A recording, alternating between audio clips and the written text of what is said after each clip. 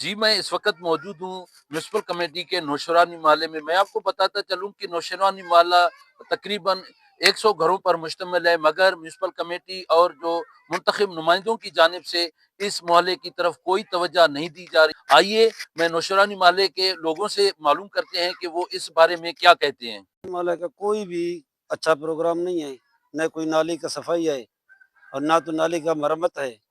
بجلی ہم لوگ کے گھر کے اوپر سے جا رہا ہے۔ آج تک بول بول کے ہم لوگ تھک گئے ہیں۔ ڈی سی صاحب کو ہم اپیل کرتے ہیں، سردار صاحب شعیب احمد کو اپیل کرتے ہیں کہ لہٰذا مہربانی کر کے ہم لوگوں کا کوئی بندوبست کیا جائے۔ پورے شہر کا پانی ادھر سے ہی گزرتا ہے۔